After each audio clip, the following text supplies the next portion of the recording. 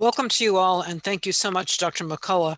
Dr. Peter McCullough is one of our heroes, as well as being a world leader in developing early treatment protocols for COVID-19. He has put together an amazing group of basic scientists and clinicians in a whole variety of specialties that pertain to this field and has peer-reviewed publications in major journals.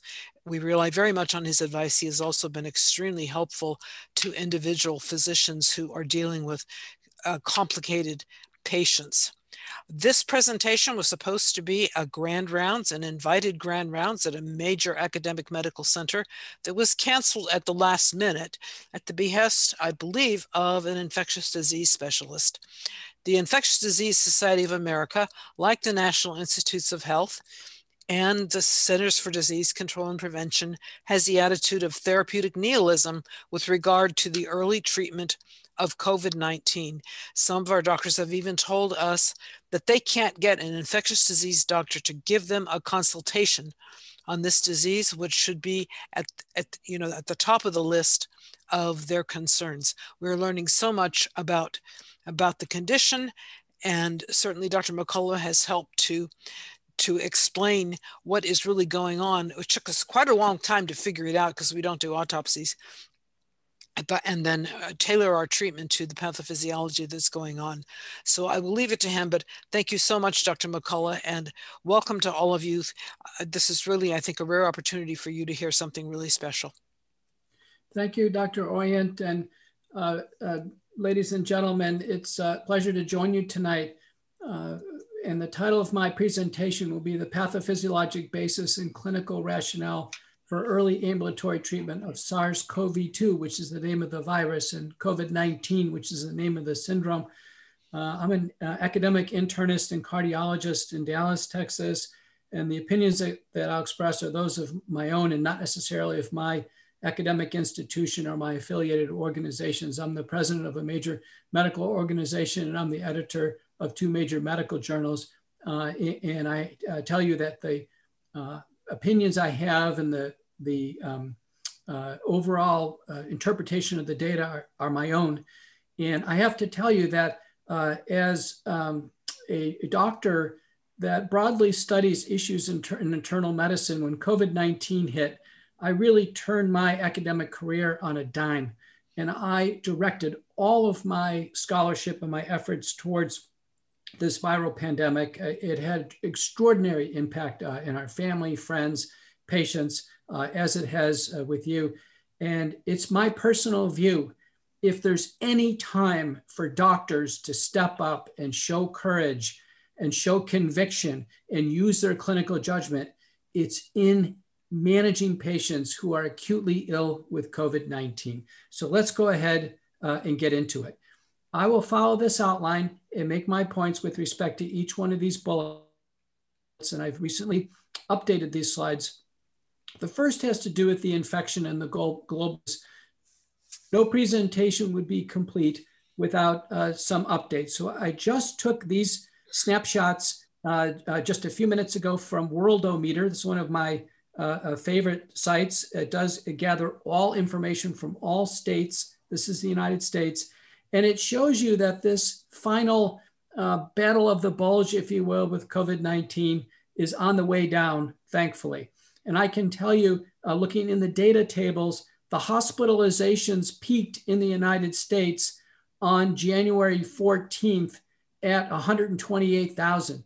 And it's been estimated that our overflow number for the United States is somewhere between 130 and 140,000. So we peaked in hospitalizations below our overflow rate, which is terrific. And now the news look like they're confidently on the way down.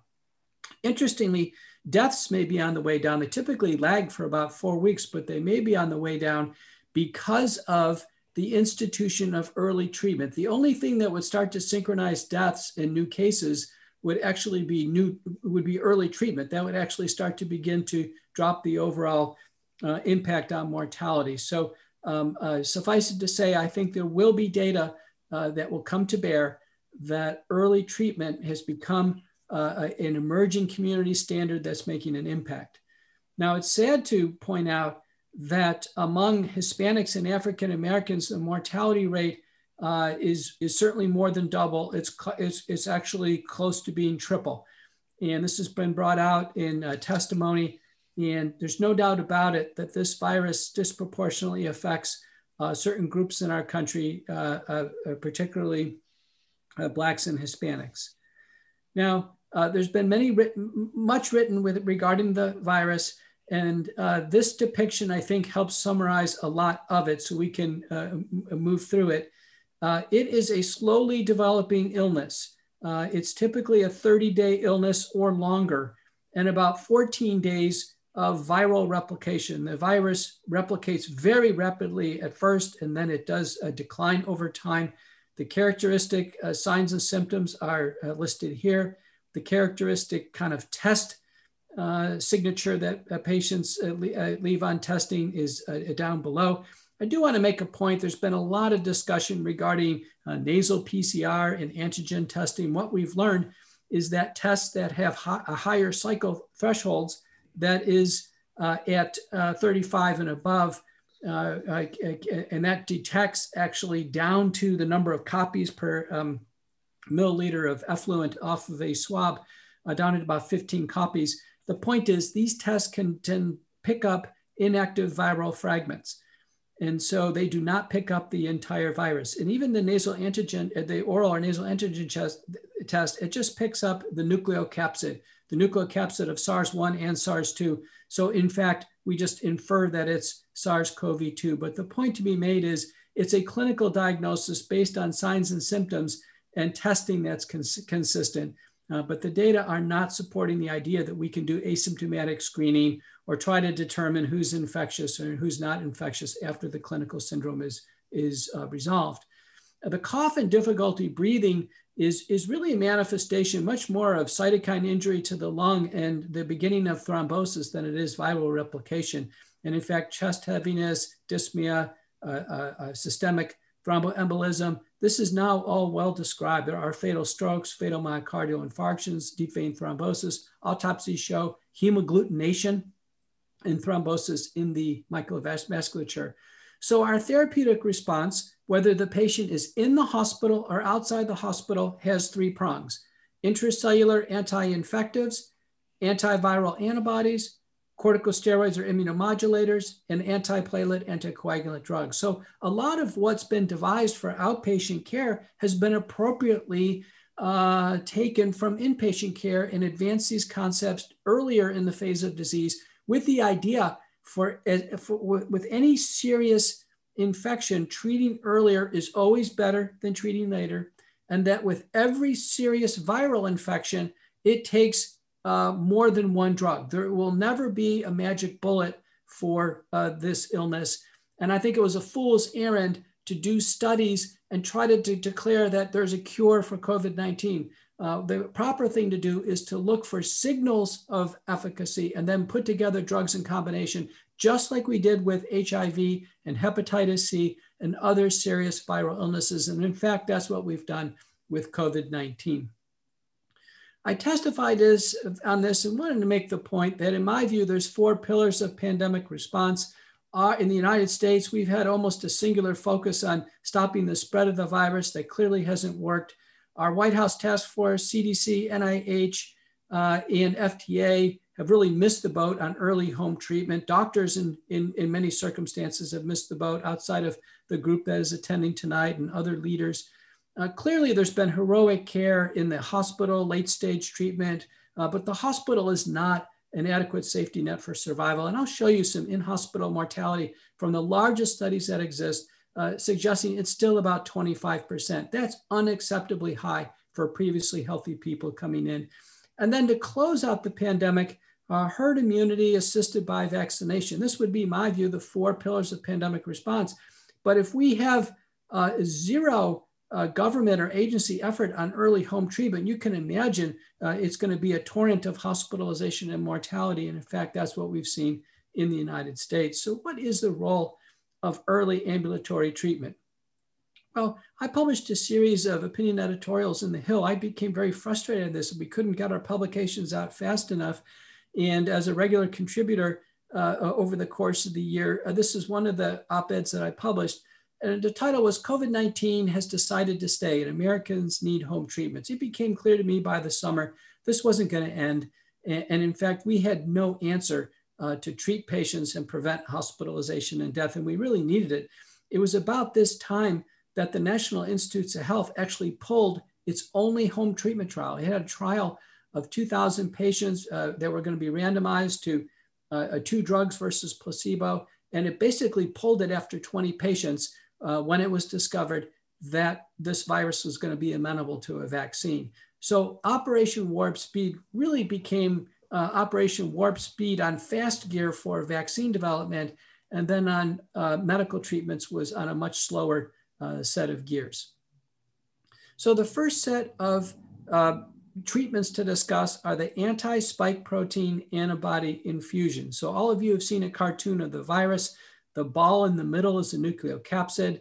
The little spiky things on the outside are the spike proteins. That's what the virus uses to enter through the ACE2 receptor in the TMPRSS2 channel in respiratory epithelial cells and endothelial cells. These little Ys are monoclonal antibodies. And as all of you recognize, that there are very good biotech systems now that can produce fully humanized monoclonal antibodies. There's about 35 of these on the market. Famous ones you'll know about are Humira or Praluent or Repatha. These are monoclonal antibodies, and they're very effective therapies. They're fully humanized. Well, 2 companies, Regeneron and Lilly, went to work in conjunction with Operation Warp Speed, and they developed anti-spike antibodies. These antibodies developed against the spike protein, and these were shown that in a test tube, they could effectively neutralize the virus. Now, once the virus is inside the body and it's inside cells and it's replicating, the antibodies can only mop up the available viral particles there. So it's not going to be a complete treatment, you can imagine, because patients get the virus, get sick, and then present for treatment. But it is innovative. And in the BLAZE-1 trial, which was published in the New England Journal of Medicine, you can see here the overall primary endpoint was to try to reduce, try to improve the nasal clearance of the virus. And these studies trying to change viral clearance have all failed a PCR test issue of picking up inactive viral fragments. But the details of interest were the hospitalizations, a secondary endpoint. And in those who received placebo, the hospitalization rate, these were outpatients with COVID-19 in the first 7 days of illness. Hospitalizations occurred in 9 out of 143 in placebo and 5 out of 309 in pooled doses. There's only 4 patients difference between these groups, but the FDA and the sponsor and experts agreed that given the desperate nature of the syndrome, that this treatment ought to receive emergency use authorization, EUA, and in fact, it did. Right behind it was an antibody pair from Regeneron, and this clinical trial looked very similar. Again, the primary endpoint failed, but the secondary endpoint of hospitalization or an urgent care visit after enrollment in placebo occurred in 6 out of 93 patients, and in the combined group, it occurred out of 6 over 182 patients. Again, very little difference. If these trials would have missed just 1 hospitalization, if they lost 1 patient for a follow-up, the trials would be completely statistically insignificant. So on the thinnest margin of data, the Regeneron antibody was approved for EUA use. And in fact, these drugs were pre-purchased by the government. They were distributed to hospitals, and in my view, could probably have the greatest role if they simply were stocked in nursing homes or urgent care centers where they could be offered at the point of care. But I personally have used these. I ordered one on a patient over the weekend. It took 1 phone call. They went into the ER and they received the infusion without difficulty. The sad news is that these are sitting on the shelf despite being the only FDA approved EUA products that we have. So Dr. Orient mentioned this mindset of therapeutic nihilism. And it's important to understand when people have given up and they think nothing works, even when we have approved high-tech drugs that are pre-purchased and free, we won't use them in America. That's really just an interesting observation. Hydroxychloroquine, this has been the most studied of all the agents. We knew back in February or March, hydroxychloroquine was very effective in reducing viral replication. As the virus enters the cell through the ACE2 receptor. Hydroxychloroquine works to raise pH within endosomes that disrupts the virus's ability to travel through the cell cytoplasm. And in fact, it impairs in some of the recycling.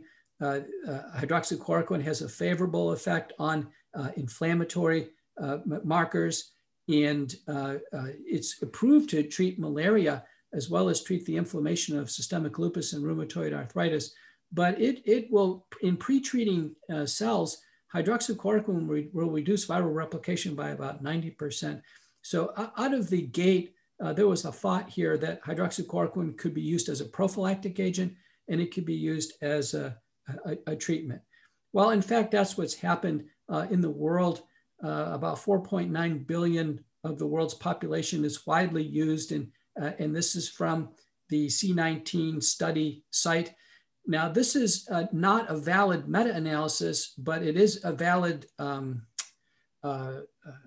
library of all the studies of hydroxychloroquine and actually ivermectin.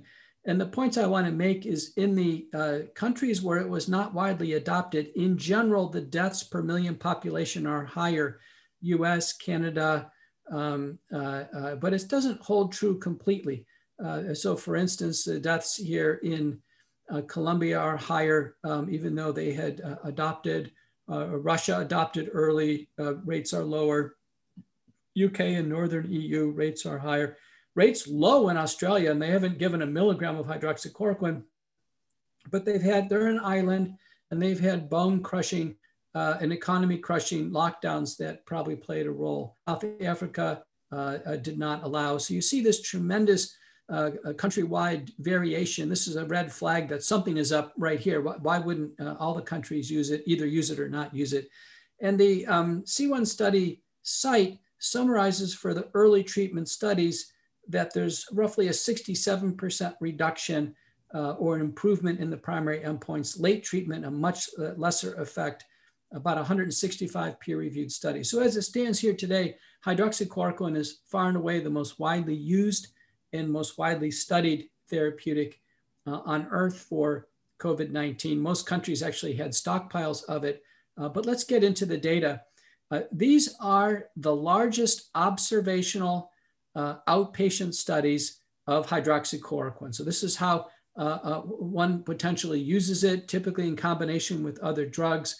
And you can see here on this slide, there are nearly 10,000 patients in published studies. The overall hazard ratios range from as low as 0.36 to as high as 0.7.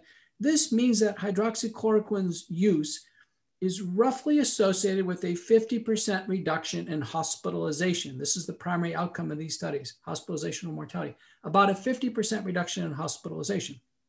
Now you could argue that, wait a minute, this isn't the drug, this is selection bias. These patients aren't randomized. So they may have been better patients, they may have been better doctors who used hydroxychloroquine, but you could argue from a public health perspective, it doesn't matter if it's the drug, the doctor, or the patient. The only thing that matters is having reduced hospitalizations. You actually want to be a patient who receives hydroxychloroquine according to a proper interpretation of observational studies. But some would argue that, this isn't scientific enough, that only randomization could handle both selection bias as well as confounding. That in fact, those who are selected maybe have been confounded to be younger, healthier, much more likely to survive. Well, there are randomized trials.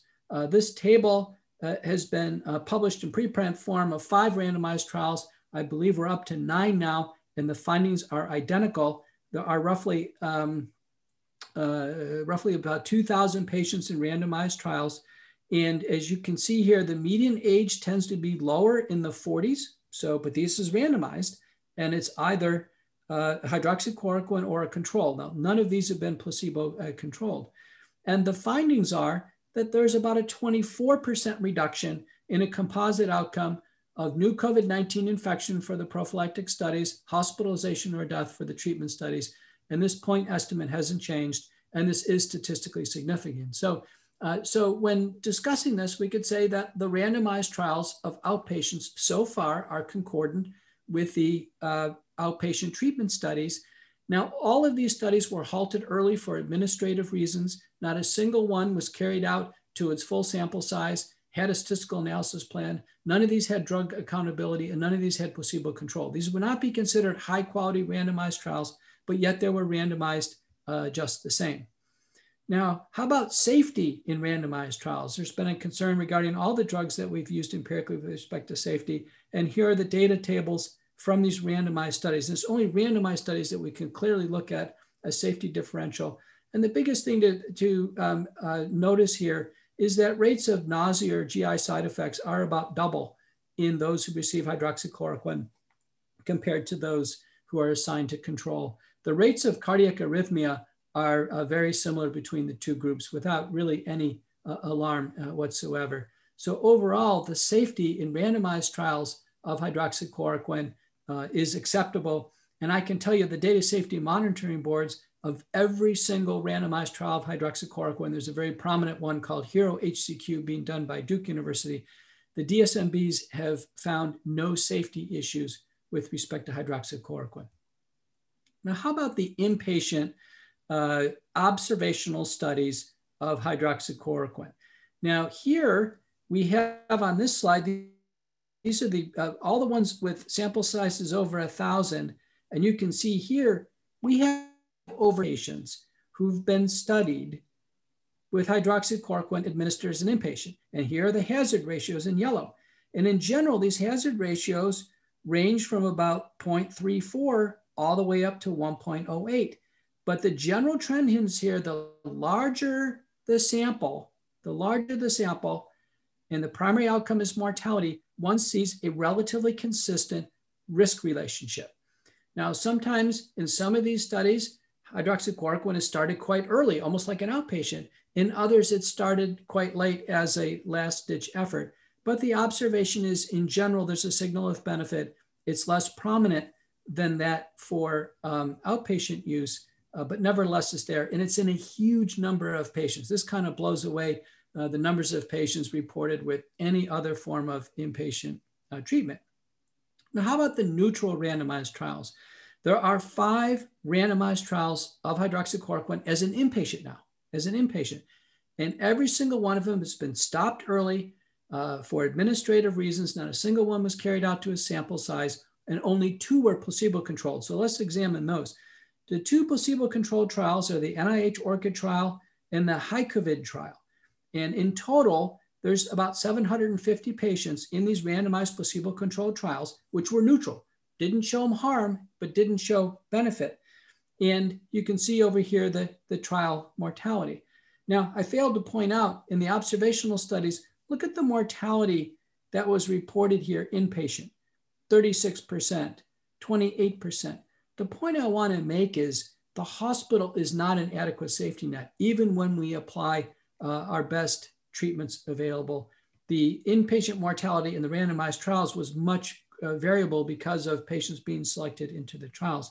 In the NIH trial, the mortality is not the primary outcome. Some of these trials use an outcome where the physician determines the endpoints, meaning the physician signs the amount of oxygen patients need. And I personally don't think that's a valid way to go. This is a fatal illness. We should be doing large randomized trials. There's no reason why we couldn't have done randomized trials of 20,000 patients. We did it for the vaccines. We clearly could have done it for early treatment and even inpatient treatment for that reason. And there's no reason to be suffering with these tiny trials. 750 patients in prospective randomized placebo-controlled trials of hydroxychloroquine simply isn't enough to discern a treatment effect, indeed, if it's there. But let's look at NIH ORCID. This is the US. We sponsored this trial. We cut it short early, but here are the data. Here, this is a time to recovery. Here's the mortality at 28 days, very similar. All-cause mortality, very similar. No statistical differences here at all. Here's safety, ventricular arrhythmias. These are sick inpatients. No difference in any of the safety indicators. So certainly hydroxychloroquine, we'd infer, is safe even used in sick inpatients. But here's the endpoint, individual endpoint table from the supplement. And you can see here the overall mortality rates are similar. Numerically, it's higher and proportionally higher in hydroxychloroquine. And to give you a perspective though, if we were to look and try to find a reduction in mortality, let's just say a 20% reduction in mortality or 25% reduction in mortality, we would need to have a clinical trial of about 7,000 patients. So in order to be able to declare hydroxychloroquine doesn't work based on everything that we've seen, we need to see an inpatient trial of about 7,000 individuals. We simply don't have that. And so it's exceedingly likely that so far with hydroxychloroquine, on the inpatient side, we've made a type 2 error, meaning we failed to find an effect, indeed, if it's there, particularly if it started early and if we had any type of quality with respect to the studies.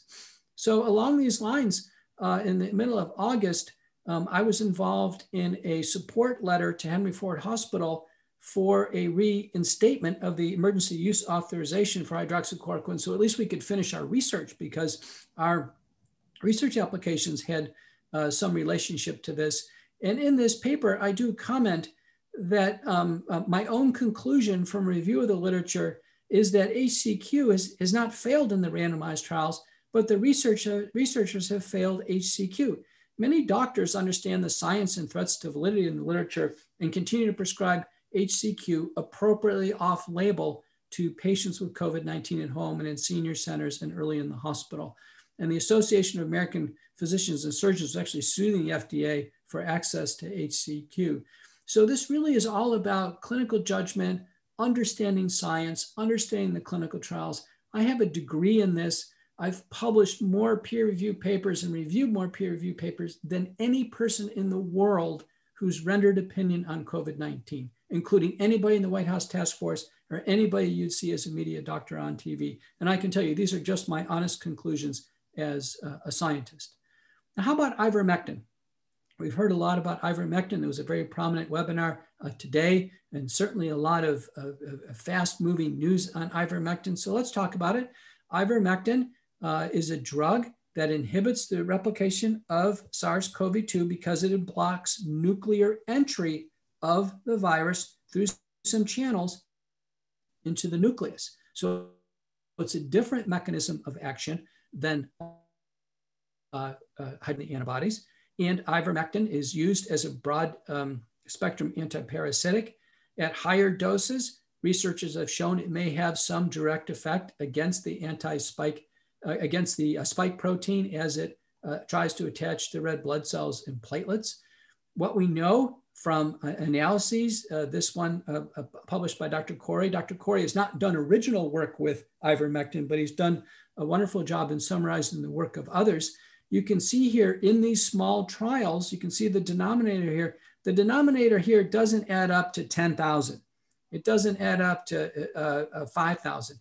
So ivermectin, we have a much smaller kind of clinical experience with, but having said this, we have small randomized trials. They are concordant.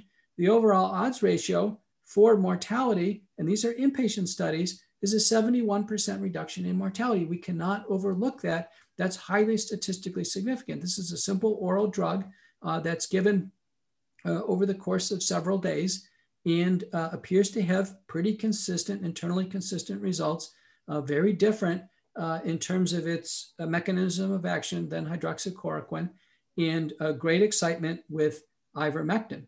Now, recently, as of January 15th, Dr. Corey has pressed hard with the National Institutes of Health, and they have revised their statement on ivermectin. They were strictly counseling against using it at all in patients. Now the NIH says it has neither an opinion neither for or against the use of ivermectin, just like it doesn't have an opinion for or against the monoclonal antibodies that I reviewed. So ivermectin, in a sense, now has been given a status where there certainly is an opposition to its use in the guidelines. We heard dramatic news over the weekend that South Africa, the regulatory authority, SAFRA, has now made it available for compassionate use. Just a week earlier, they had arrested a doctor in South Africa for trying to treat a patient with ivermectin. We learned that Peru recently released its ecological data where its overall country mortality rate in multiple states has gone down with ivermectin. And then today, Mexico City, the Minister of Health, issued a statement that ivermectin now is going to be rolled out first line in Mexico City. I have colleagues in Mexico City where entire 1,200 bed hospitals have been turned into COVID hospitals. So a lot of action occurring for ivermectin. And individually, it looks like the drug will have some role. We certainly desperately need the outpatient treatment studies in combination and need to learn about dose and duration. How about favipiravir? Yesterday, an international symposium with the University of Chile had multiple presentations on favipiravir. This is an oral RNA-dependent polymerase inhibitor. It's like an oral form of remdesivir. It was originally approved in Japan to treat influenza, but it does directly inhibit the virus within the cell and the protein, basically the production of the protein of the virus within the cell. And again, very limited studies. And with Operation Warp Speed, we should have had all this in thousands of patients. There just was no investment. So individuals are doing this on their own budgets, but there's a 41% reduction in progression of disease or deterioration or reduction with the use of favipiravir. Japan, Russia, Saudi Arabia, Thailand, and Kenya, and 4 states in India have approved oral favipiravir. It's up for review and approval in Chile and Canada right now. So favipiravir is oral. It's well tolerated. Safety profile is well known. It's teratogenic in animals, so it cannot be used in women of childbearing potential. That's the main warning I want to give you, the favipiravir. Okay, corticosteroids. What about the standalone data for corticosteroids? 7 randomized trials, including the well-known recovery trial, different drugs used, from methylprednisolone to hydrocortisone to dexamethasone. Nothing special about dexamethasone. There is a 30% reduction in mortality with the use of corticosteroids. A paper by Dr. Fonseca in Brazil, an observational study used prednisone, also found concordant results. So steroids play a role. My point is when they're used, they're typically used somewhat later in the disease during the cytokine storm phase, and potentially the dose at lower doses matters. There were some early signals at higher doses of steroids that in fact, they may not be beneficial. So a little lower dose and a little later in the illness. Colchicine, big news over the weekend here. Colchicine is a drug for gout. It inhibits the microtubular assembly in granulocytes. It's also approved and proven in pericarditis, idiopathic and recurrent pericarditis. So cardiologists use a lot of colchicine, rheumatologists, internists. We're very aware of this data. Safety concerns are simply GI intolerance, including diarrhea. Well, what do we know here? Well, the Montreal Heart Institute announced on Saturday that the Corona trial had been stopped and that this trial had signals of benefit. So let me blow this up and summarize it for you. The planned sample size was 6,000 patients randomized to placebo versus colchicine. So this was a straight up randomization, early treatment at home in the first 48 hours of illness after having the illness and testing positive. The global sample size that they stopped at was 4488. So the first red flag is, why did they stop early? They were, had a great trial. They had great infrastructure. The reason for stopping early was not mentioned, but it's almost certainly going to be a mistake from a clinical trial perspective. These were early outpatients. The colchicine dose was 0.5 or 0.6 milligrams BID. It had to do with the supply of colchicine for 3 days, and then 0.5 a day thereafter. Primary endpoint of hospitalization or mortality. There was a 21% reduction in the primary endpoint with the global sample size, and that was not statistically significant. And you can imagine at 4488, if they just would have pushed through to 6,000, which they should have, almost certainly they would have hit a p-value. It's always the way it happens. But when the study was restricted to the 4150 patients who had positive PCR, because some patients were enrolled while the PCR was pending, those with a positive PCR, there was a 25% reduction in hospitalization and a 50% reduction in mechanical ventilation and a 44% reduction in death. And the press release implied that that was statistically significant. So immediately there was incredible activity over the weekend about having such a large placebo-controlled trial showing signals of benefit. And then immediately there were detractors. And releases like this came out that said a gout drug shows promise for COVID-19, but skeptics worry about trusting science by press release. Well, I can tell you, I've been involved with clinical trials for decades. I've chaired data safety monitoring boards and steering committees for decades. When a clinical trial has meaningful results to a product, and that product and the manufacturer of the product, which includes the company that made colchicine for the trial, has a financial stake in the outcome, which they do, by regulatory law, they must report the results as soon as they're known by press release. It's not optional. So this wasn't about the Montreal Heart Institute trying to showboat on results. This was due to meeting obligations of the partial sponsor, was the manufacturer of colchicine. What I didn't like was the title of some of these releases. So this one said, colchicine is the only effective oral medication for treating unhospitalized patients. And that's not correct. And then another one said, well, we were burned with hydroxychloroquine, so we're so glad we have a colchicine. That's not correct either. The interpretation should have been, listen, we're stopping early. We have some positive results. Here they are. And let's go ahead and get this into publication. I do know that this is written up or submitted to New England Journal of Medicine as we speak today. But this is a very large placebo-controlled positive trial and brings great joy to those who are treating patients early outpatient to show in a large prospective randomized trial that some of these hard endpoints,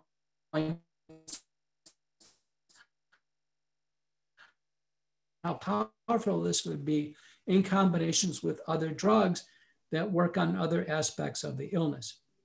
How about anticoagulants? What do we know there?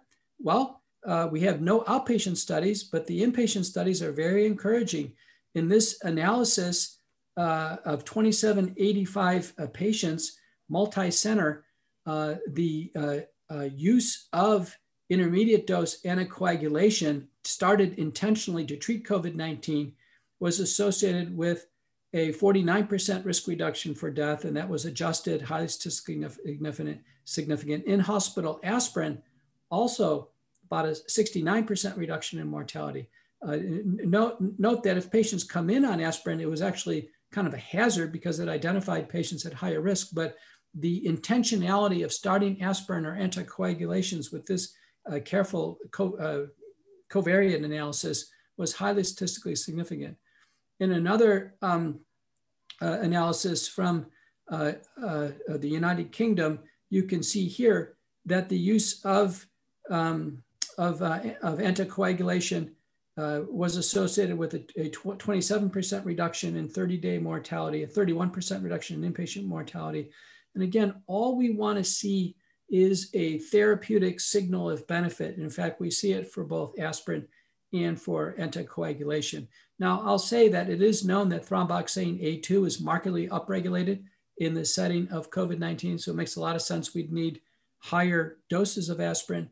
And I can tell you that at autopsy, about 50% of patients have clear-cut microthrombosis in the lungs, and a third of patients had DVTs, about 25% macro PEs. And there's the stroke fatality rate reported from Japan is 50%. There is no doubt about it that COVID is a highly thrombogenic disease. And in my view, we cannot sit back and try to demand more impetus to treat this. We prevent DVTs with anticoagulants. We treated heart patients with aspirin for over 50 years before we had proof in randomized trials that aspirin was effective in heart disease. In my view, it's unconscionable not to use aspirin or anticoagulants in high-risk patients with COVID-19. Now, the NIH has a trial. They have one of their active trials program is a trial of apixaban 2.5, apixaban 5 versus aspirin 81 in outpatients with COVID-19. They have a sample size of 7,000. They're not advertising for it. When patients get COVID, there's no hotline to call. And I honestly think it's a pretty meager attempt in trying to do a randomized trial of anticoagulation. And I doubt that trial will ever complete or be brought to its full sample size. Now, how do we put this all together? And we want to leave plenty of time for Senator Hall after me and questions and answers. I really want the audience's feedback on where we are with this. Our first paper was published in the American Journal of Medicine, of putting all this all together in the August 7th issue. It didn't hit print, by the way, until January. And I can tell you, I have received letters to the editor, which I faithfully respond. And there's a whole series of these. The editor of AJM, Joe Alpert, is like, what, McCullough, what's going on with this? The letters to the editor that I have received regarding just the synthesis of the concepts are amazing. They are vitriolic, saying, you can't do this. This isn't safe. You don't have enough evidence to do this. This is dangerous. And my response is, yes, we can. We can do this, and it's justified, and trust your clinical judgment. My interpretation is, I think we're 12 months into this of chronic fear, anxiety, of distancing, and doctors don't want to engage with COVID-19. And anything that suggests that we should engage with COVID-19, there is a very strong recoil in so many practice communities, including infectious disease, internal medicine, primary care. There's almost a sense of just disbelief, like you can't do this. And there's nothing behind it. There's no reason why we can't do it. These drugs are available. And we put together concepts in our plan for patients all the time, not based on clinical trials and not based on guidelines. Dr. Orient's done an analysis suggesting that only 8% of our decisions that we make in cardiovascular disease are based on guidelines and clinical trials. I had a whole slew of patients today, and all the patients that I saw, I don't think there was a single one where there was a government guideline that told me what to do. I had to use my clinical judgment. I had to navigate through a whole series of factors and come up with a plan for patients. We're always discussing risks and benefits. This is what we do in medicine. And I think what happened with this terrifying pandemic is, given the fear and the recoil of physicians, what really happened is so many physicians stayed on the sidelines and said, listen, I'm not going to do anything until the government tells me what to do. And the government doesn't tell doctors how to practice. The FDA gives no guidance on how to practice. The CDC doesn't. That's not their job. The CDC's job is to handle outbreaks and infection and public health hazards. And then we're down left to the National Institutes of Health. They're a research organization. The NIH doesn't issue guidelines. So everything's out of whack. This was all about doctors making decisions and stepping up, which in my view, I think, for myself, and I know so many people on the call, I felt called to do this. I thought this was horrific, that patients were not getting any treatment. Doctors weren't putting together any of these concepts. With the first paper we put together, there were 50,000 peer-reviewed publications in the literature. Not a single one showed what to do, not a single paper. And then this last one that we put together in December, I'm going to share with you, we're up to nearly 100,000 peer-reviewed papers, and there are two that actually show doctors what to do, and you're going to see this one. And what I did with this one is I said, listen, I want everybody's opinion. I want everybody out there who is an expert, whether they're an academic expert or those in practice. And I'm sorry for those of you I missed, but we got 57 authors, including some of the founding fathers of early home treatment, including Dr. Vladimir Zelenko, George Fareed, Brian Tyson, Brian Proctor, and others. And we put together an all-star team, and the title of our paper was Multifaceted, meaning there's a lot of facets to this illness. Highly Targeted, meaning we're using drugs for specific reasons. Sequential, meaning we don't throw all the drugs at once. We actually have to sequence them, particularly the steroids. Multi-drug treatment for early ambulatory high-risk SARS-CoV-2 infection. So it's not for everybody. It's for high-risk patients. And most internists, when we looked at their practices, they say, I don't have to treat everybody, but I treat about 30% of my population with COVID. And in fact, that's what this really is for. This is for the 30% of patients in primary care with high-risk COVID-19. And here's the featured algorithm. This is featured in the COVID home treatment guide. It has been published in various forms of representation in multiple areas. And this was done very intentionally. I presented at meetings. I was so worried about censorship that I wanted lots of backup to make sure that I had lots of different ways to cite it. I paid for all these copyrights to make sure that this could not be, in a sense, censored away. And it goes like this: patients under age 50 who are healthy, to take a nutraceutical bundle. I didn't have a chance to go through the rationale for this, but there are supportive data for zinc, vitamin D, vitamin C, quercetin. There may be more in this nutraceutical bundle zone, but in general, Americans and others are vitamin deficient. These deficiencies tend to work towards more injury and higher risk of death. So the nutraceutical bundle is fine, watchful waiting, and then completing the self-quarantine and going back to work. Even most hospitals here don't require testing to go back to work because of these tests remain positive for so many weeks and months afterwards, picking up symptoms worsen, or if younger people present with severe symptoms, they move right. So let's go through this. Age over 50, single or more comorbidities, obesity, heart or lung disease, heart disease, kidney disease, or cancer. If feasible, give an antibody infusion. Make that call, figure out in your community where you can give these antibodies. It's fairly easy in my community to do it. They're not being used. Remember, Dr. Orient talked about therapeutic nihilism, the wave of hopelessness among doctors are not even trying to give these antibodies. They're easy to give. Go ahead and do it. And if not feasible or not available, then start at least 2 anti-infectives. Hydroxychloroquine plus one of these 2 antibiotics, azithromycin or doxycycline. Didn't have a chance to go through that, the rationale for these. But there is about a 2% overlap with chlamydia, pneumonia, or mycoplasma, so you want to cover that. These also cover secondary infections, and they have a slightly antiviral effect. There's an ivermectin-based approach. The dose is not completely worked out. The package dose is 200 micrograms per kilogram. That comes out to 12 milligrams in most, but the data are starting to suggest we need to range further. I think in clinical practice, 18 to 24 is probably more reasonable, either every other day or every day, 1 to 5 doses. A common dosing scheme is 18 milligrams every other day for 3 doses. So it means it spans 6 days. In so many countries, it's favipiravir loading dose, and then continuing twice a day. That would be in Japan, Russia, and hopefully Canada shortly, and down in South America.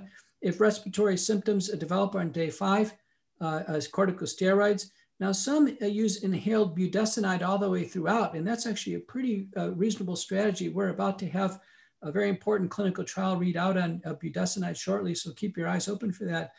Using dexamethasone is fine, 6 milligrams, or prednisone. This dose may be a bit high, 1 milligram per kilogram. I think clinically, at 40 milligrams is certainly a reasonable dose, 5 days with or without a taper. And now colchicine. And we may not need to wait for colchicine. In the clinical trial, colchicine was started up front. Similarly, aspirin, probably don't need to wait for aspirin. Go ahead and start that up front.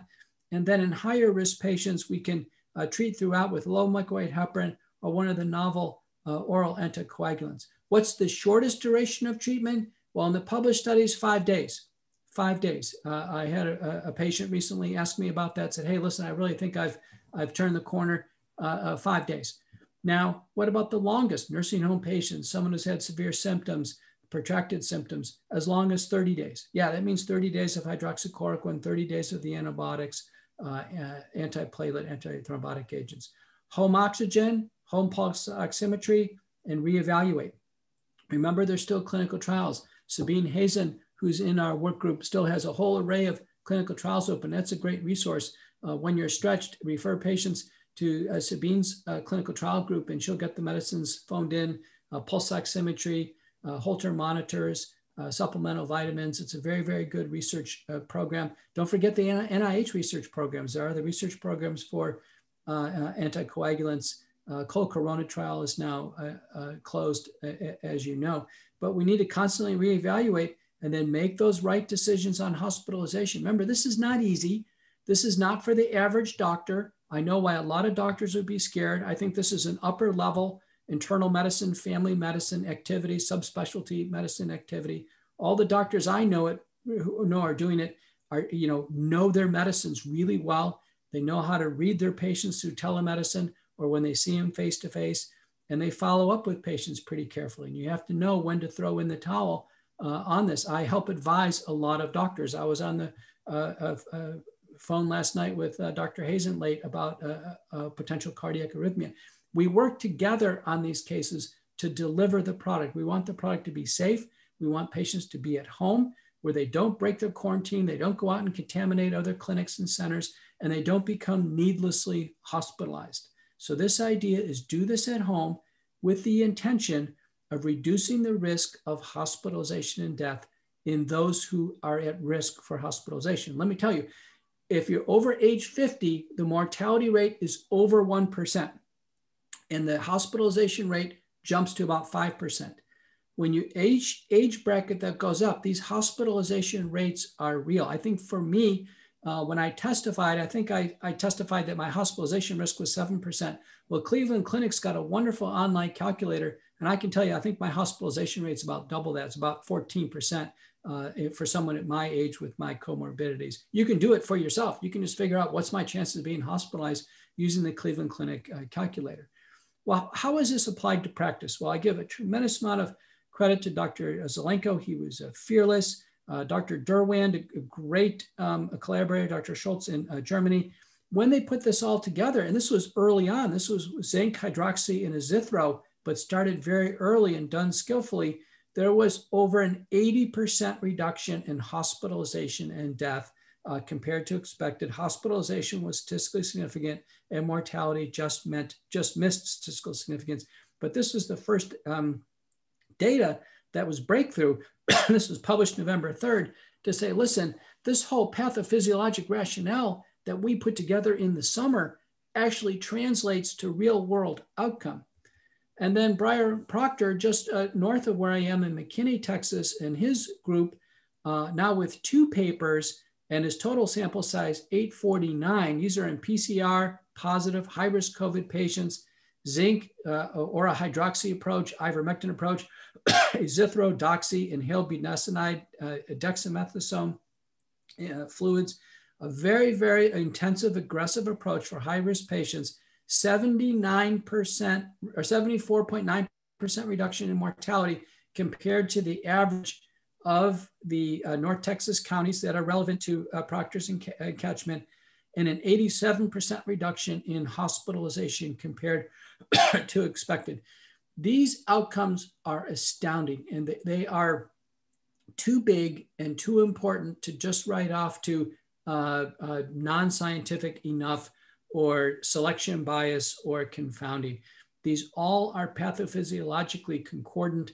They make sense. This is application to clinical practice.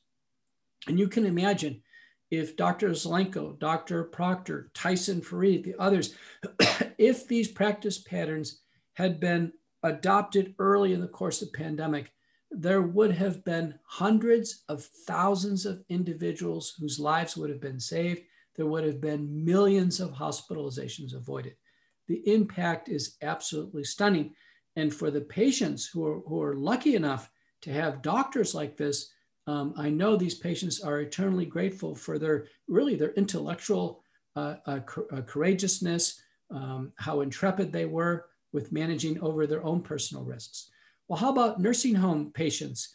This analysis, which is under review right now from Paul Alexander, many in our group show, every single nursing home study, no matter what is attempted, hydroxy-based approach, even a study of doxy alone or anticoagulation or steroids, you put it all together, 60% or more reductions in mortality. Patients in nursing homes absolutely positively should be treated early. They should not be just kept under observation and then transferred to the hospital if they're worsened. Many patients in the nursing home don't want hospital transfer. They're DNR, they don't want to be intubated. And here are the data strongly supporting in center. This is treating the patients in their nursing home center and not transferring them to the hospital. Early treatment, pivotal. Well, how do we put this all together in terms of the evidence? There's so much tension in the air right now. It's unbelievable. Well, there's a law on the books since 2016. It's called the 21st Century Cures Act. And a part of the Cures Act is laws that the FDA and other regulatory bodies must follow. And they state that they must utilize and consider real world evidence. This must be done. Data from Dr. Zelenko, data from Proctor, hydroxychloroquine, ivermectin, Fonseca and corticosteroids, the platelet and anticoagulation data, that's all real world evidence. They must be considered in their regulatory deliberations. It's not just about randomized trials. And so when our regulatory authorities said, oh, it's not a randomized trial, it doesn't count. No, no, no. This is the 21st Century Cures Act. We're in the middle of an emergency. You better believe all the observational data count. What does the Cochrane Library say? Cochrane Library is a UK analytic group, highly revered. The health outcomes assessed with observational studies compared to those in randomized trials. It's specifically addressing the issue now when we don't have the randomized trials. We don't have a single conclusive randomized trial that's been carried out to its full sample size and has followed all the rules. Not a single trial, not a single one. What Cochrane says is you know what? It doesn't matter. There's very little evidence for significant differences between randomized trials and observational studies when you get a critical mass of information where we are now. Well, people have said, you know what? I'm not going to do anything until we have a large-scale randomized trial. And what I've put back in some of these letters to the editor, I said, listen, randomized trials of multiple drugs in COVID-19 that are double-blind, placebo-controlled trials of 20,000 patients, 10,000 patients, 5,000 patients, they're not going to happen. In fact, none of these are even planned. So if doctors are waiting for these types of clinical trials, they're not going to happen.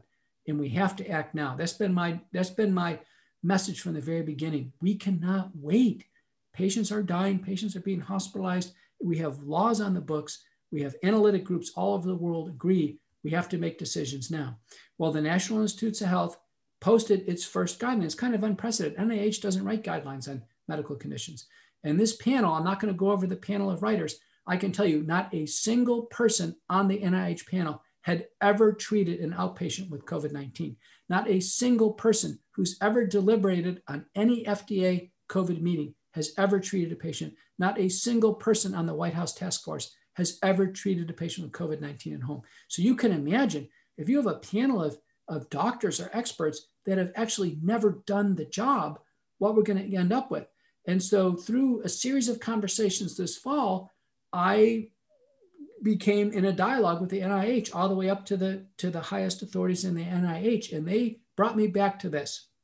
I said, listen, Dr. McCullough, we state that no matter what our guidelines say, finally, it's important to stress that their recommendations are not mandates. And the choice of what to do or not to do for a patient is between the doctor and the patient. And I said, hallelujah. This is page 8 of the guidelines. I highlighted it. And this is really the statement. You know, guidelines are guidelines. They're basically a very minimal standards for treatment. This initial set of guidelines indicated that patients should not receive treatment at all at home. And even in the hospital, they shouldn't get anything until they need oxygen. And the clinicians who are taking care of patients said, this isn't going to work. That's too late. And the guidelines have been subsequently revised. The most recent one says, you know, for ivermectin, so we're just not going to give an opinion. And many interpret that to say, listen, ivermectin is an oral drug. We use it as an outpatient.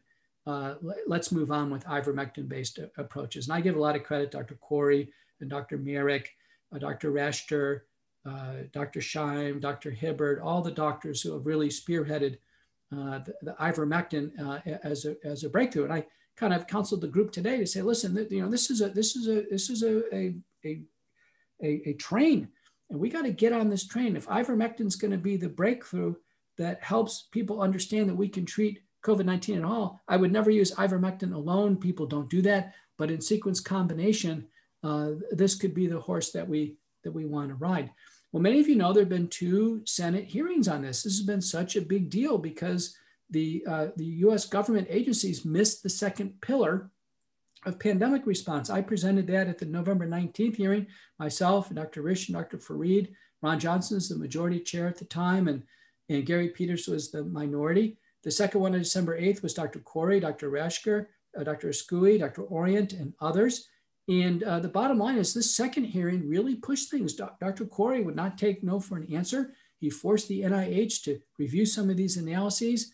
And I think through his persistence, and then the UK really got in there. Tessa Laurie at the UK, as well as Dr. Hill at the UK, said, listen, we're analyzing the data too, just a different perspective. UK offers no home treatment. Neither does Canada. Neither does Australia. Neither does Belgium. At least in the United States, it's really the doctor's choice. So all these analytic groups became involved to say, listen, this is a crisis. The rules are different. We don't have 10 years to wait for large randomized trials that aren't coming. We have to act now. Well, the groups have really started to congeal. AAPS was the very first leader, and they're far, far ahead. They're through Jeremy and Dr. Orient's leadership. Many have been involved here. There's a whole database of trial protocols, treatments. There's a home treatment guide. There's a patient survey and response tool, the series of webinars. So AAPS far and away is the leader in early home treatment. And there had to be a leader, right? Not all the organizations were going to come on board all together, but there had to be a leader. In Australia, it's a COVID medical network. They are constantly working to get some breakthroughs. In Italy, they've reached out to us, is Terapia Domiciliari COVID-19. This is a home treatment initiative.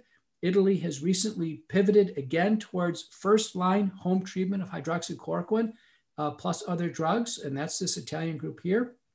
There's Panda down in South Africa that's had the breakthrough in Ivermectin. There's the Heart Group and the evidence-based consultancy in the UK, and hopefully the UK will shortly get a breakthrough on home treatment with Ivermectin being the vanguard. Here's a picture of the COVID-19 home treatment guide, and I give all the credit in the world to Dr. Vliet and Dr. Orient who put this together, but it does feature our sequence multi-drug algorithms and just lots of helpful information for patients. I think this guide alone has saved thousands, if not tens of thousands of lives. It has been extraordinary what a simple work on patient education. There's nothing like it. Think about this. We've had 25 million people in the United States get handed a piece of paper that says COVID-19 positive on it without a single bit of instruction. There's nothing from any government agency. There's no hotline for research. They call the doctor's offices. The doctors say, well, we do or don't treat COVID. This guideline has been the bedrock for Americans since its release this fall, and I think is probably one of the most rewarding things I've ever seen a medical organization accomplish. So many congratulations to Dr. Orient and Dr. Vliet. Now, other countries have really taken off. There are probably close to 30 countries that have home treatment kits that are largely ivermectin or hydroxychloroquine based. And here are the citations. Salit Roas down in Brazil put this together for our paper. It's wonderful to see. This is what these kits look like. You can see here, they're pretty simple and they make them free. They treat patients. The idea is treat patients early at home. These drugs are simple, safe. They go in combinations. You never treat with a single drug alone. There's no miracle cure for this illness, but these drug combinations reduce the intensity and duration of symptoms, and via that mechanism, reduce the risks of hospitalization and death.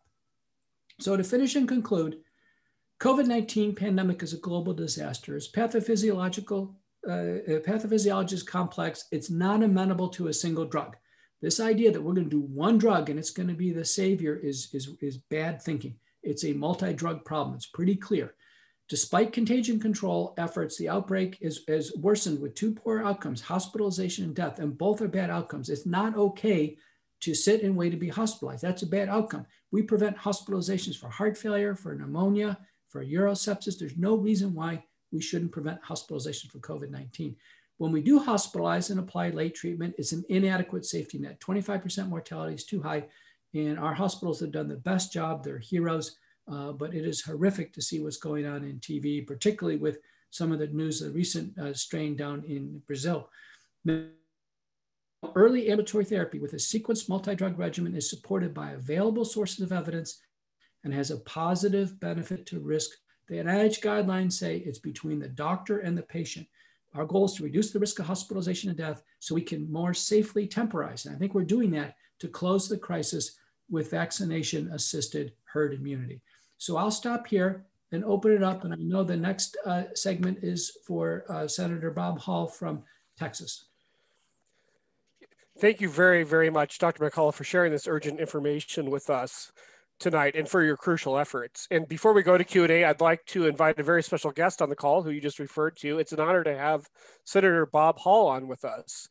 Most of you likely are already aware of Senator Hall's valiant efforts on behalf of patients and physicians. But for those of you who don't, Senator Hall is a member of the Texas State Senate and has been fighting for the rights of both those seeking and providing early treatment. And Senator Hall, it's an honor to have you with us tonight.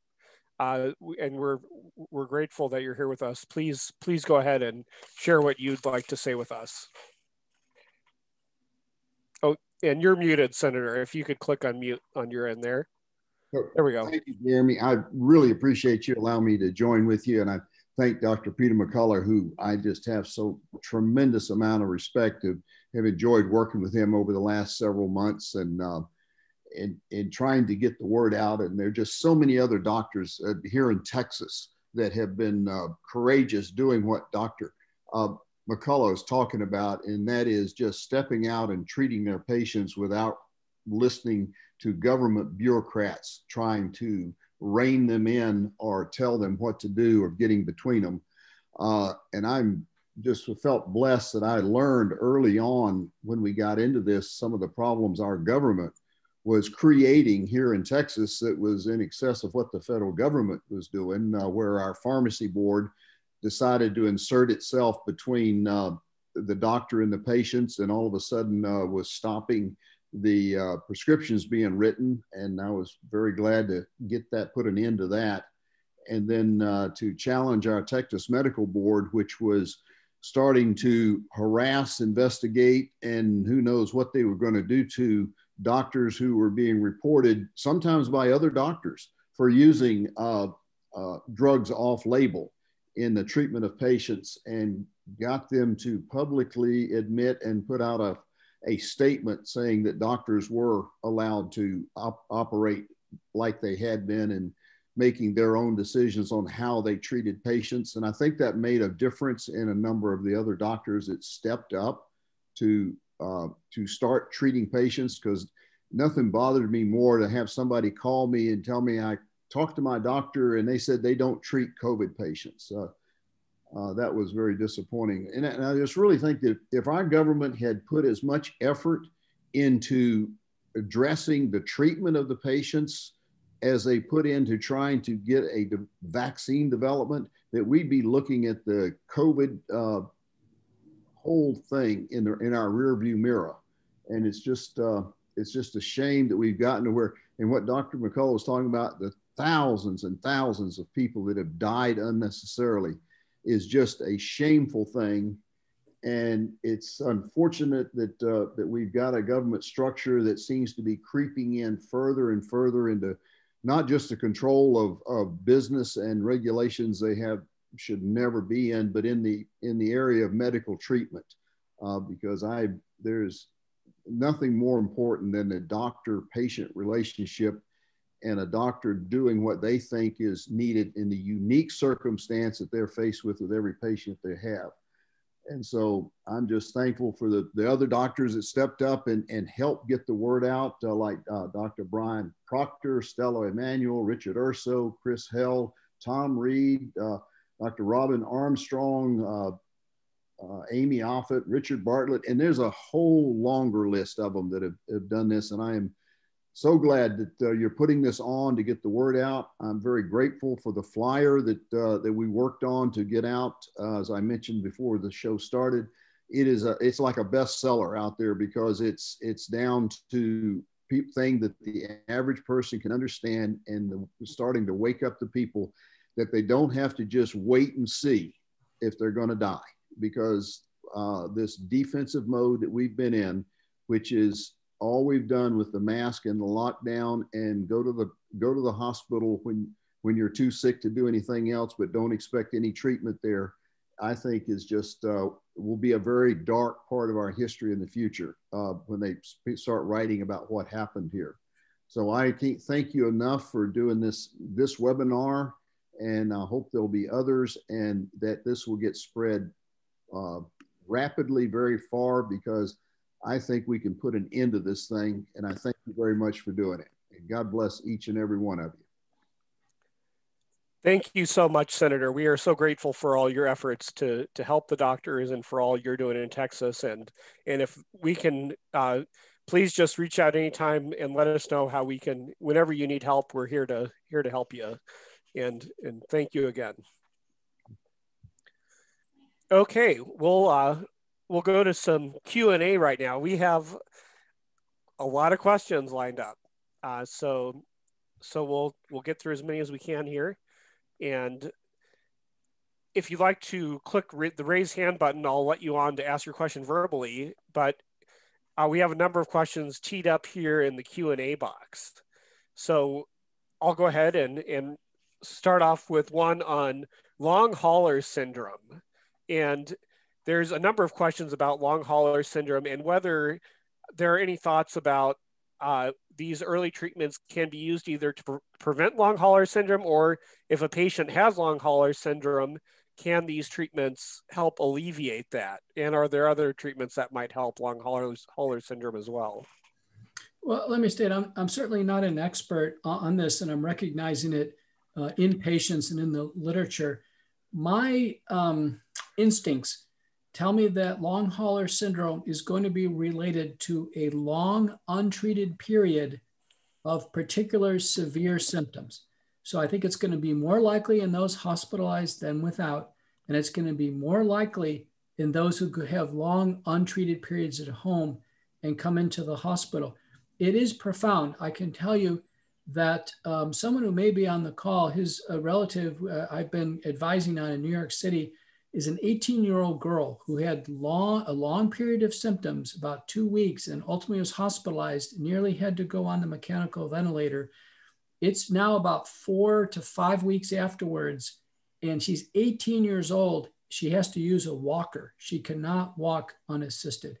It is profound what this virus can do from a central nervous system perspective and musculoskeletal perspective, psychiatrically and otherwise. There's clearly pleural pericardial symptoms. So people have asked, what treatment can you use? If there's any type of chest or pleural pericardial or even joint or muscle symptoms, I tend to extend the colchicine for 90 days. But that's just simply empiric. I don't have any evidence to support that.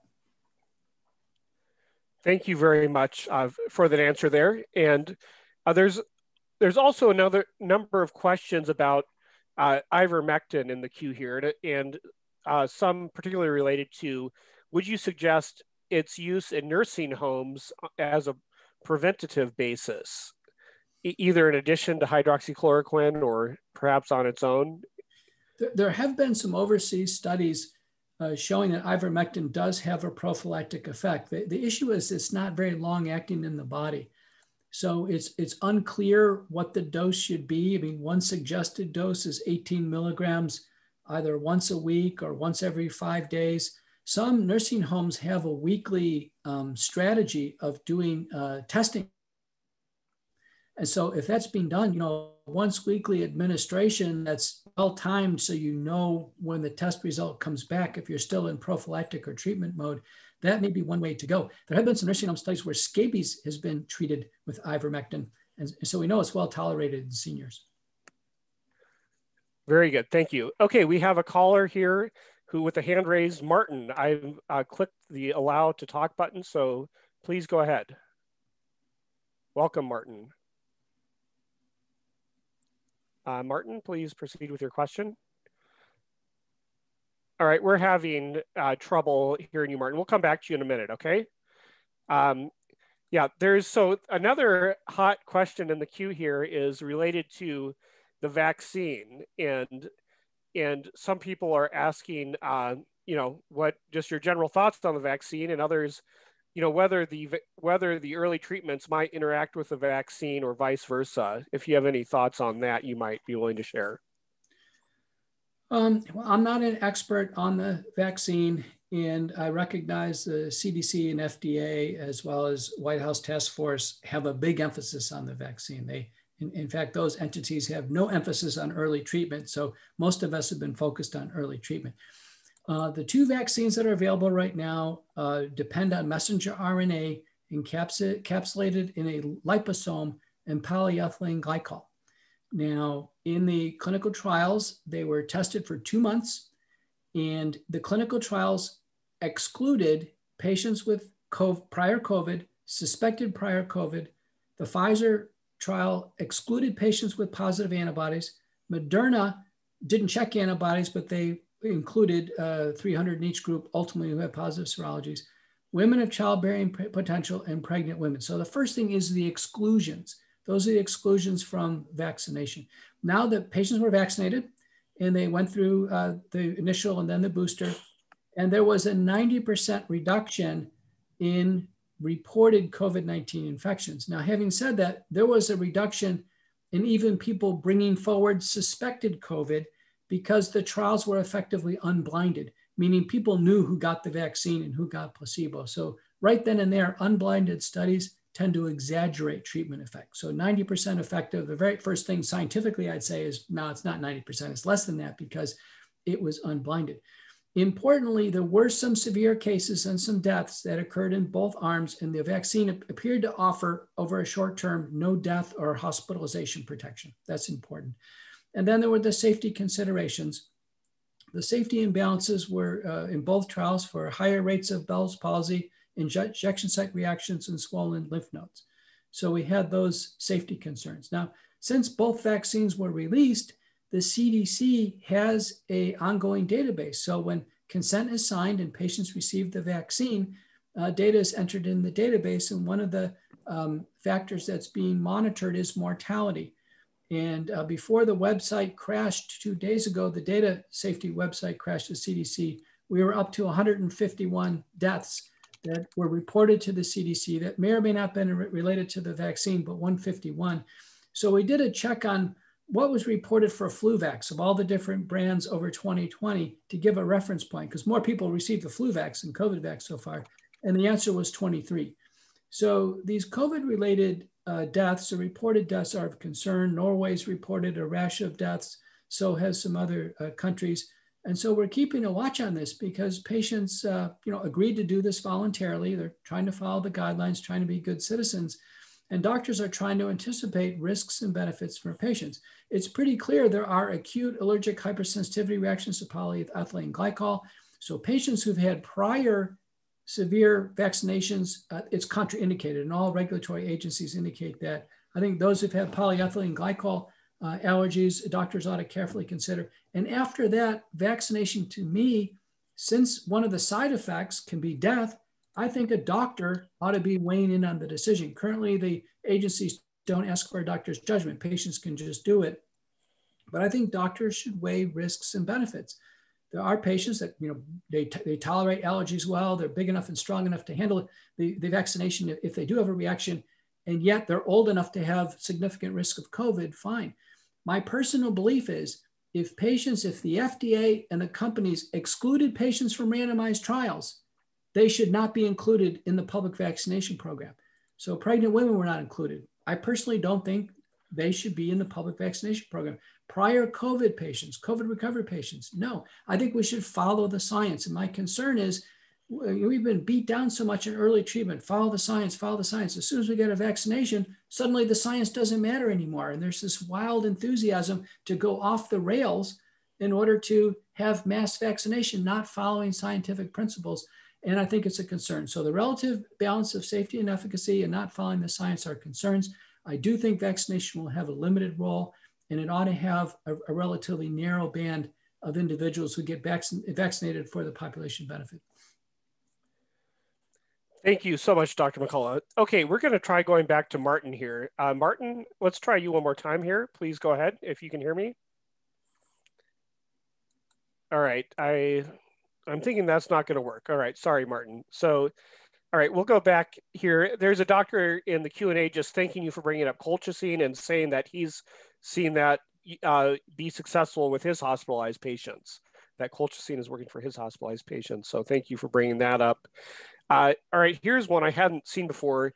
Is there any thoughts on Singular to block TMPRSS2 in addition to HCQ or in combination with HCQ?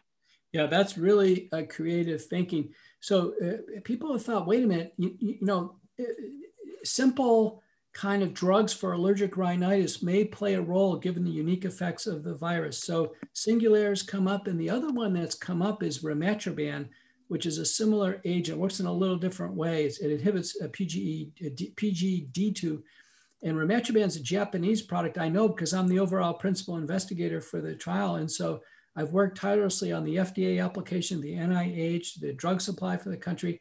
And I have to tell you, after 7 months of work, the NIH and the FDA are slow walking any oral drug into the program. All of them. Merck's got an oral drug that's being slow walked. Fujifilm had Rimatroban. I think anything will come up with oral drugs. You can just see that the focus is on mass vaccination. There's very little interest or help in accelerating oral drugs to treat people at home. In fact, there's no help. Very good. Okay, thank you. Thank you. Okay, let's try, we have another raised hand here. Dr. Rationale. Dr. Rationale, I'm bringing you on the webinar. Welcome to the webinar here. Please go ahead. Yes, can you hear me? Yes, sir. Okay, I read a paper and saw another person, Gary Coles, posted the other day, the same paper, absolute risk versus relative risk, a huge matter. The 95% reduction in symptoms in the whichever trial it was, Moderna or Pfizer, was relative risk. And that's basically, it's a device. The absolute risk was, since the number of infections and the people who developed them versus treated, vaccinated versus unvaccinated, was small in both sides. It took about 1,000 people to find a small number who developed the infection. And the absolute risk was like reduced from sort of like the statin top trials, where 3 events of cardiac things in the statin, 2 events in the statin group versus 3 events in the placebo group. Relative risk reduction is 36%, very impressive. Absolute risk reduction is 1,000 patients treated for however long it was to get 1 reduction in event. So the question is, isn't absolute versus relative risk a crucial thing to look at with regard to putative effectiveness of the vaccine? Yes, doctor, that's a great point. In fact, for population, it's all about the absolute risk reduction. And you correctly point out, in both the placebo and the vaccine arms, over 2 months, the infection rates were less than 1%. So they recruited very clean populations. I know that so many of the subjects were doctors in the trial, doctors and nurses, wearing double masks, being very fastidious. We have not had huge outbreaks of COVID-19 in healthcare workers in the United States. We haven't had it. We just simply have not had it. It's one of the cleanest populations. And so of interest, that was a population vaccinated in the trials, very low rates of infection. And when the vaccine program rolled out, the very first place they rolled the vaccine was hospitals. And they were vaccinating the young doctors and nurses. It was like, wow, that's the cleanest group that you could possibly had. And yet the people who are getting sick are elderly, living in some impoverished areas. The vaccine is going to be a long way till it gets to the people who really need it. And I have a feeling that your analysis of absolute risk and the idea is the vaccine not getting to where it's needed, the vaccine is probably going to play no or very little role in closing out the pandemic. The curves are already going down. I anticipate in the media, all you're going to see is an absolute attribution to the population being saved by the vaccine. And I can tell you scientifically, it's probably going to be furthest from the truth. Thank you very much. All right, Dr. Noah, we're going to be coming to you in just a second, but in the meantime, I'm going to read a question first, but just be ready, Dr. Noah. All right, any thoughts on, Dr. McCullough, on interferon? I've heard that suggested a few times. There's a few questions on interferon, and if you have any thoughts on that. Well, there have been some trials of inhaled interferon, and I'm just not an expert on it. In theory, it potentially could have a benefit. The one thing that's pretty clear, though, is that there are genetic susceptibilities to fatal infection. And some of them appear to be with polymorphisms in various interferons. And some of them actually have to do with sialic acid, this attachment proteins on red blood cells. Some of you may be aware that certain blood groups, there's a higher risk of mortality. It has to do with the spike protein and hemagglutination. So I think interferons certainly play a role in the pathogenesis, and it may play a role therapeutically in the future. But I think more importantly, the blood group antigens and sialic acid and the interferons play a role in understanding susceptibility. And it's very, very important. Thank you. All right, Dr. Noah, you're on. Please, welcome to the webinar. Please go ahead. Yeah, thank you for this information. I've come up against pharmacists that are refusing to fill first hydrochloroquine, and then as soon as Ivermectin started to become a thing, now they're refusing to fill those prescriptions. So I'm interested about the colchicine option, as I feel like I'm going to have to learn to use more and more medications as known medications become unavailable for different reasons. How long do we treat with colchicine for? In the clinical trial, it's 30 days. Okay. Thank you, sir. Thank you. And Dr. Noah, where are you? What part of the country are you in? Just Birmingham, Alabama. Okay. Thank you. Thank you for that information. And I see Senator Hall came up here on the screen. Did you have a comment to that, Senator? Yes, I was just, we are, unfortunately for Dr. Noah, I can only speak for Texas, but I do plan to have a bill that's going to address the problem we've encountered with the pharmacy board and the pharmacies inserting themselves between the doctor and the patient.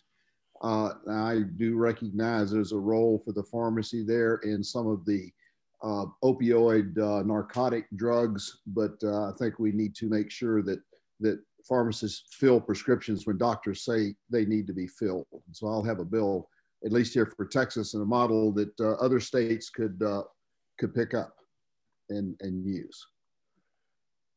Excellent. Thank you, Senator.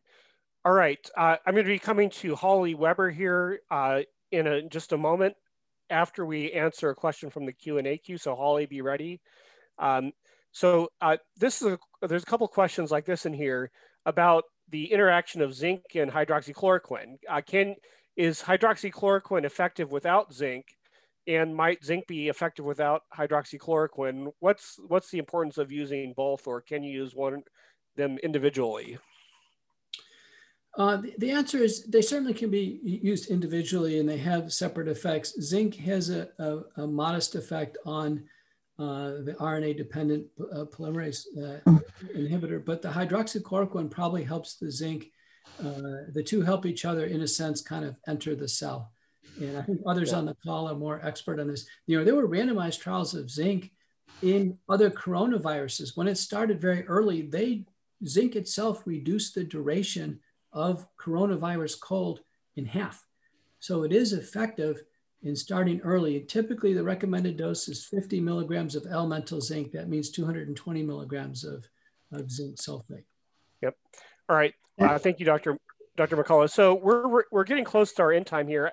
I want to respect everybody's time. So I think we're going to do 2 more questions, and then we're going to have to wrap it up. And if we didn't get to your question, please respond to the follow-up email that I send out, and we'll do our best to answer it, okay? So I promised Holly we'd go to her, and then we're going to go to Mary Kelly Sutton after Holly, and then I think we're going to have to wrap up here. So Holly, please go ahead. Okay, are you able to hear me? Yes. Okay, my question is also a vaccine question, and I'm wondering, have any studies been done about the safety of vaccines with people with autoimmune disease? The answer is no. Okay, thank you. Yeah, thank you. That's a great question and a good answer. All right, we're going to go to Dr. Sutton here. Dr. Sutton, welcome to the webinar. Thank you. I would appreciate any comments regarding the suppression of physicians being able to make judgments through the medical boards. I'm from California, and the doctors who wrote vaccine medical exemptions, 120 plus of us are being investigated, and doctors just turn tail and run. So anything scary like a vaccine exemption or a COVID disease has pulled the rug out from under us. And I'd welcome any comments on that as an influence in what we're seeing now. Jeremy, can I triage that to maybe Dr. Orient or someone more? Sure. Sure. Yeah. No, that's a very good question, and I think it's a complicated answer. But so we'll go ahead and wrap up here, and we'll let Dr. Orient weigh in on that question if she'd like, and maybe make a few closing comments too. It is a very difficult question, especially on vaccine exemptions.